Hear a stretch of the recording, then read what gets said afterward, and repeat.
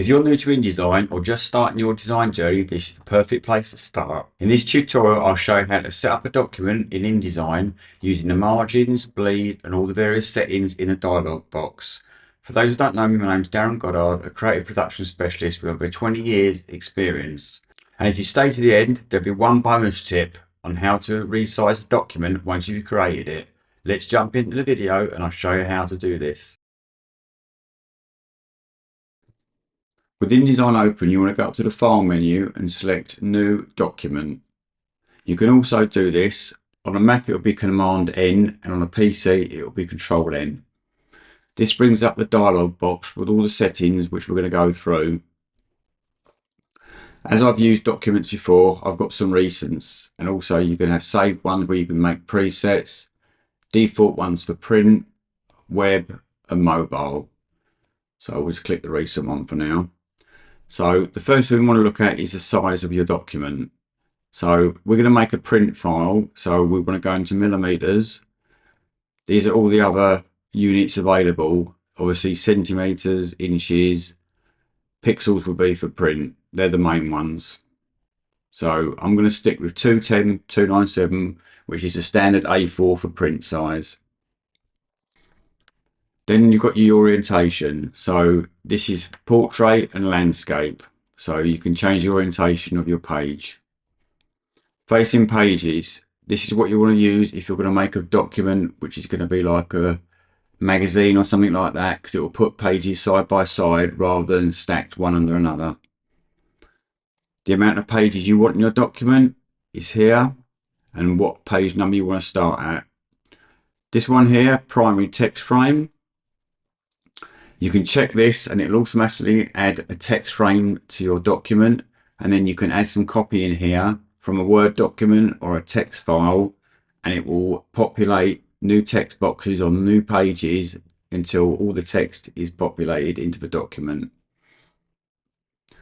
Columns, this one here, this will tell you how many columns you've got. So if you're making like a magazine, you might want 2 or 3 columns, but if not, if it's a poster, you'd only want 1 column.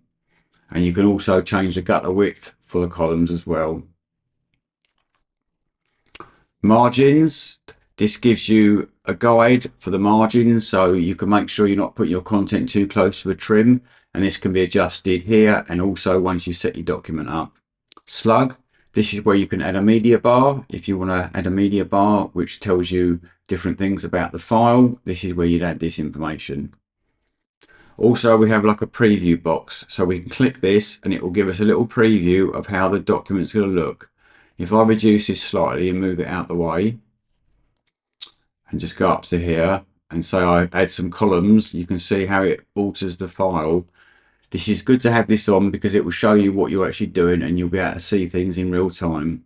So with our document ready, you can also save a preset here if you're using a size which you're going to reuse lots of times. Then we'll hit create, and there we have it. We have our new document with the 3 columns and the gutter width. Now for the bonus tip. So with your document open, I spoke about before how to change the margins, and this is how you do it. You go up to the layout tab, margins and columns, and then you can change the width and the amount of columns as well. So we go to 1, 2, and the top margins, left, right, etc. Also, another tip, if you're not happy with the size of your document, you've realized you've made it the wrong size, all you need to go is go up to document setup and you can alter this. So again, up to the file menu, and then we go down to document setup, and here you have all the sizes and the things you've added in with presets here. You can actually set A5, letter, tabloid, etc. and set a custom one. And also you can switch on facing pages if you decide now you're going to make a magazine. And that is it. That is how you set a document up in InDesign. That brings us to the end of today's tutorial. If you found it helpful, please give me a thumbs up and don't forget to subscribe for more tips and tricks in InDesign. Drop a comment down below if you have any questions or any other features you'd like me to cover in a future tutorial. Thanks and keep creating. And just before you go, check out the video here on how to drop shadow in InDesign.